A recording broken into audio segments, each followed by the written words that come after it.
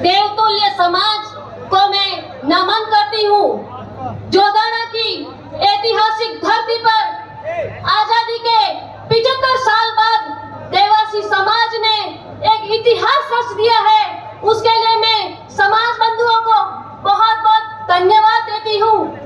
इस एकता मंच के साक्षी बने परम श्रद्धेय संत श्री प्रबुद्ध जन, युवा प्रतिभा एवं घर द्वार की देवी नारी शक्ति को मैं प्रणाम करती हूँ।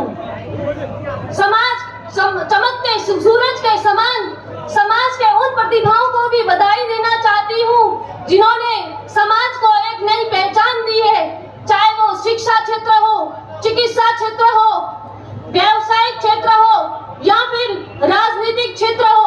मैं इस मंच से आप समाज बंधुओं को आह्वान करना चाहती हूँ कि शिक्षित बनो, संगठित रहो, क्योंकि बिखरा हुआ समाज कभी बादशाह नहीं बन सकता। देखने से सपना कभी जहां नहीं बनता, कोरे कागज से इंसान औरों की निगाह नहीं बनता।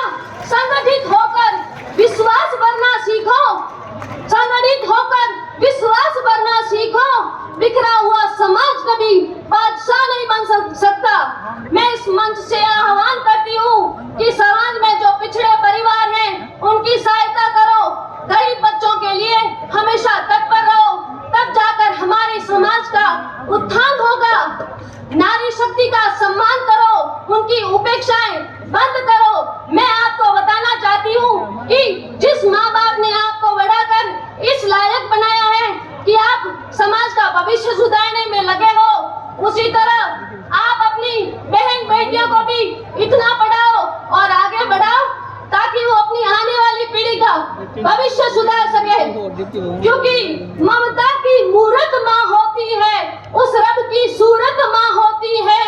स्वर्ग से भी बढ़कर है माँ का आंचल, क्योंकि माँ बच्चों की जहाँ होती है, माँ बच्चों की जहाँ होती है। आप सबको बता देना चाहती हूँ कि आज हमारी आबादी कम से कम 40 से 45 लाख के आसपास है, फिर भी सरकार की नजरों में हम शून्य के बराबर है। ऐसा क्यों है? क्योंकि हम पिछड़े वर्ग में आते हैं। नहीं, अब हमें सरकार को ललकारना होगा और ये चेतावनी देनी होगी कि अब ये लाल पगड़ी जाग चुकी है, अब ये लाल पगड़ी आगे बढ़ सकती है, कुछ भी कर सकती है। आप सबको इनका समर्थन करना है। आज भी 2 दिन हमारी समाज के साथ कितनी आपराधिक घटनाएं हो रही है, लेकिन बड़े दुख की बात है कि विधानसभा के अंदर हमारी समाज का मुद्दा उठाने वाला कोई मेंबर नहीं है। 45 लाख जनसंख्या एक नेता के लिए सरकार बनाती है और उसकी आवाज उठाने वाला कोई नहीं है। लेकिन मैं आपको ये बता दूं कि अब सरकार को आना होगा। जो सरकार आपको 5-5 सीट नहीं देती है, उसके साथ समर्थन देना बंद कर दो।